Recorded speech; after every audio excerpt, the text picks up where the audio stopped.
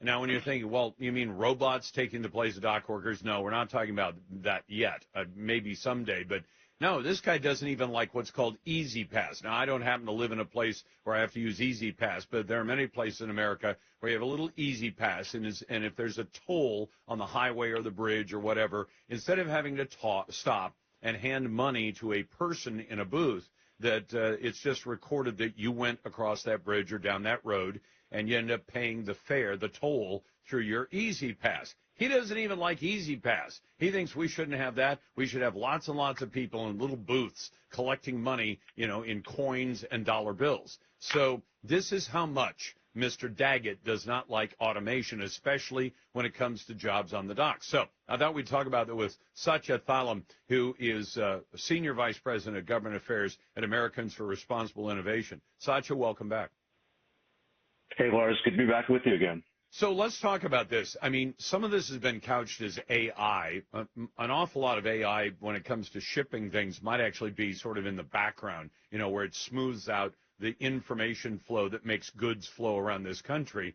But the other thing that Mr. Daggett is concerned about is having automation, although union workers currently work and longshoremen currently work with lots of automation, like cranes and forklifts and other mechanical devices. But this guy says he wants a contract that promises, in effect, no more automation. Oh, and by the way, we'd like a 77% raise over the next 6 years. What should we make of that? I think you're going to see an increase in using AI and automation in sort of vague, general, all-catching kind of ways. I think your intro is exactly right. I mean, the nature of capitalism, the nature of a market economy is we continually have new technologies and they are disruptive. We should think about the effects of those on the long term, but we can't stick our head in the sand and say no more technology has to stop. And as you point out, there are specific tasks that are already used both in the background on the IT side, but some of the sort of repetitive tasks, navigating around the ports that use some form of automation, some form of AI, and we're not going to undo that.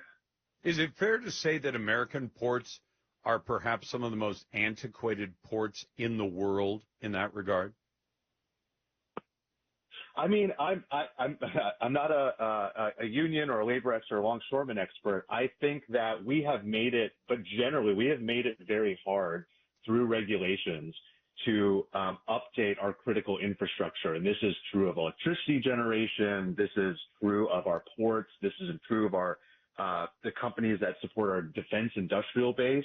And unions obviously are always wary of major changes and major overhauls. And I mean, that's their job. You can't sort of like blame a zebra for its stripes. But I'll say this, and I don't want to be glib about it. A growing economy with low inflation, with low regulations, solves a lot of these problems. Because I think part of what we're talking about here is a union that's dissatisfied with their wages in the face of rising prices, incredibly rising prices. Yeah, and in fact, if we hadn't had the gigantic jump in inflation that was driven in the last 3.5 years, I would argue by massive government overspending and a lot of other policies from the Biden administration, if we'd had, as we had for 4 years under Donald Trump, or at least 3 till the pandemic, about 2% inflation or lower every year, you wouldn't have the union walking in saying, we want 77% more and turning down the management offer of a 50% raise over 6 years, which still sounds pretty darn generous.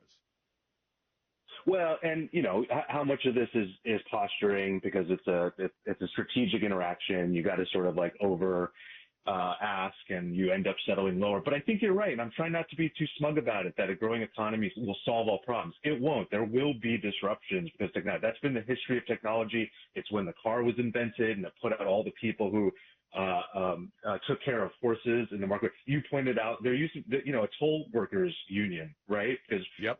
I live on the I-95 corridor, so I'm very familiar with the Easy Pass. And folks who drive I-95, they are very thankful that they don't have to stop and count out change at every interchange.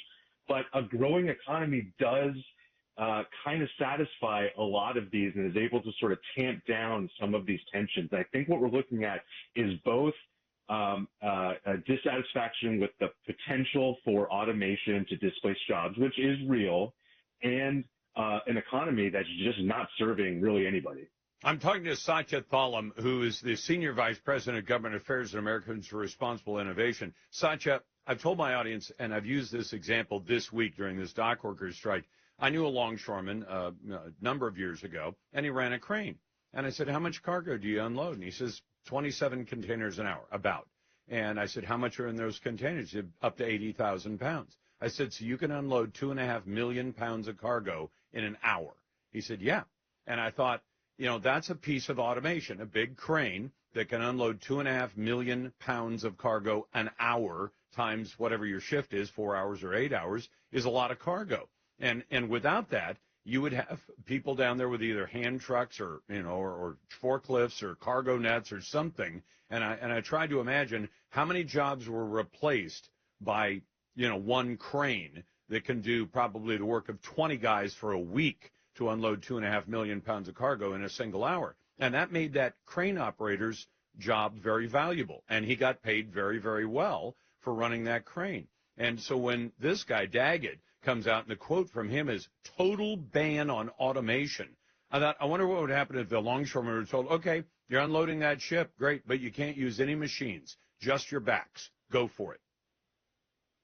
Yeah, do by hand. See how many tons they can unload in an hour. I mean, yeah, it's an unrealistic view. Again, I don't know how much of it is posturing, but in a market economy, the economy is a mixture of labor and capital. No person is purely operating just with labor. Even someone who hammers a nail into a board using a hammer, the hammer itself was produced using some form of capital and technology. The hammer itself is a form of capital. It's equipment, right? There is no person doing a purely manual job. We just use that kind of terminology that someone has manual labor or not, but it's so intermixed. And I'll tell you this, even tech companies in the freight business are struggling. There's a company called Flexport, and you may have heard of them. They're a Silicon Valley tech company. They work on logistics, and they're an $8 billion company. They announced before the strike that they were laying off because of cost pressures